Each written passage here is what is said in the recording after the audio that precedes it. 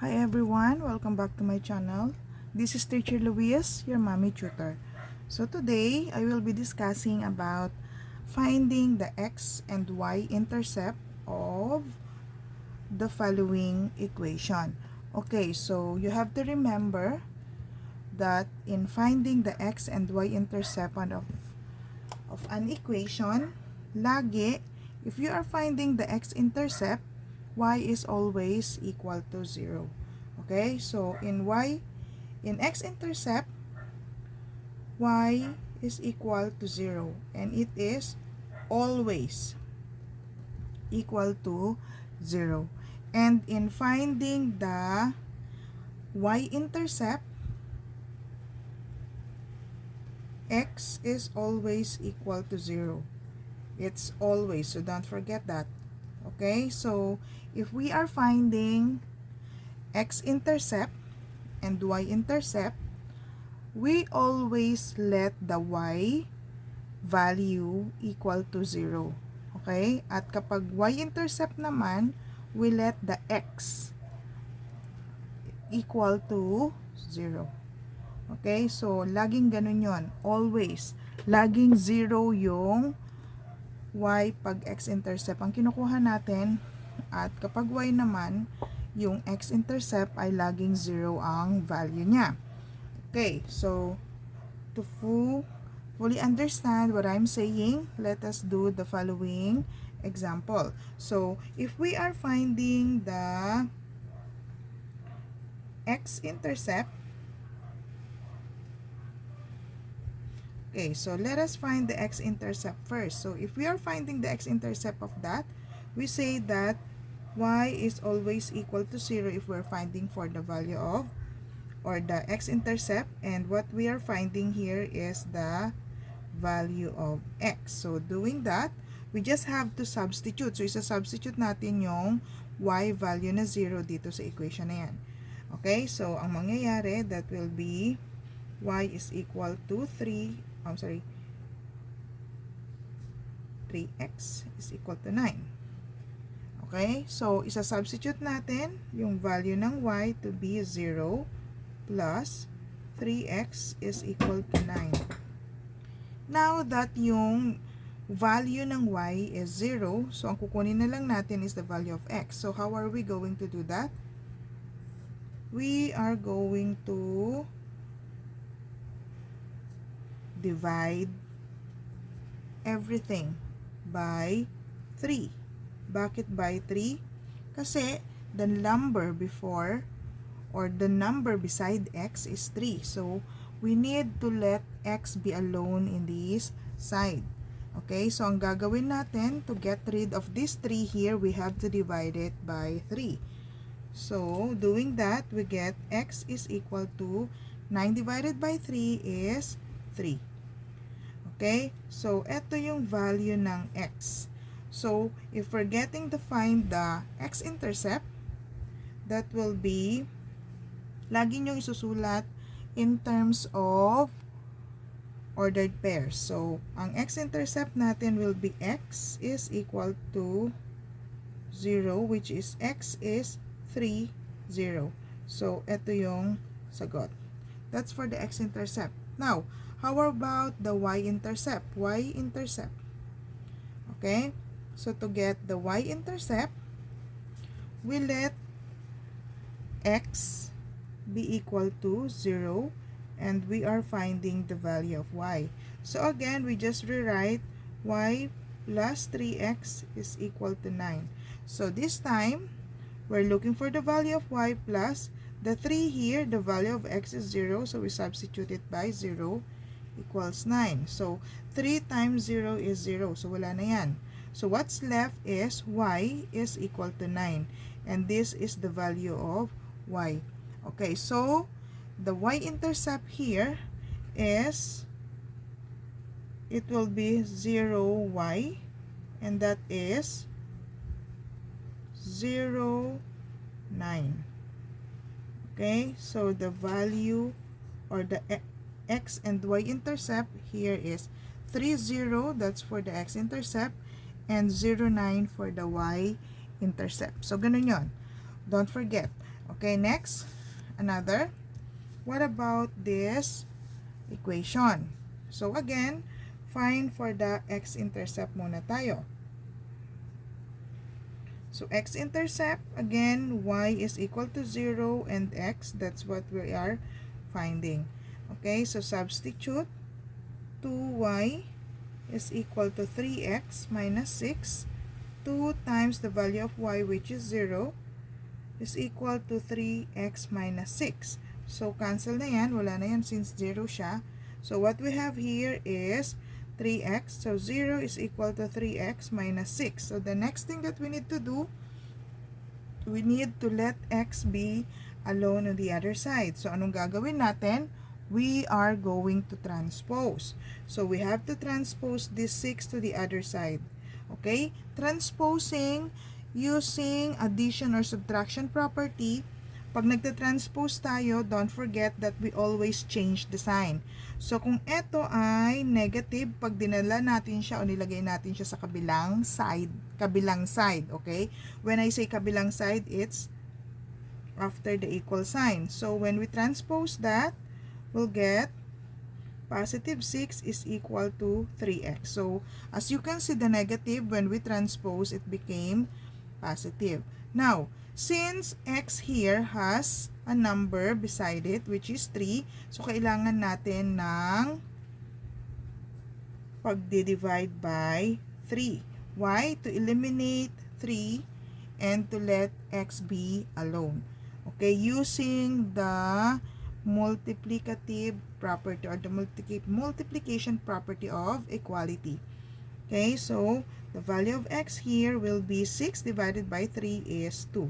So, ito yung value ng x. So, ang ating x-intercept will be 2, 0. Okay, so this is the x-intercept. Now, we are going to find the y-intercept. So, again, y-intercept, x is equal to 0 and we are finding the value of y. So, let's substitute. 2y is equal to 3x minus 6. And here, 2y is equal to 3. The value of x is 0 minus 6. So, cancel that. We get 2y minus 6. So, to get the value of y, we are going to divide it by 2. Why 2? It's because the number beside y is 2. So, eliminate it so that y will be alone. So, the answer here will be y is equal to negative 6 divided by 2 is negative 3. So, the y-intercept is 0, negative 3. Okay, so this is the y-intercept of the equation 2x is equal to 3y minus 6. Okay? Another, what about if we have this? Okay? So, x-intercept is equal to x plus 3, which is times 0 is equal to 6. So, cancel that. X is equal to 6. So, this is the value of x.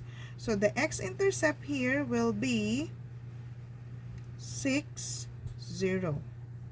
Okay? Now, to get the y-intercept, x is 0, y is what we're looking for. So, ang mangyayari again, we just have to substitute. X plus 3y is equal to 6. So, x here is 0 plus 3y is equal to 6. So, here, 3y is equal to 6. Kailangan nating i-eliminate ang 3 dito by dividing the both side by 3. So, what's left here will be y is equal to 6 divided by 3, which is 2.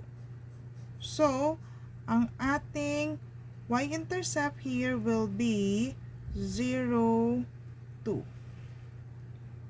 Okay, so this is the y-intercept. Next, the last one. If we have this kind of equation, again, for the x-intercept,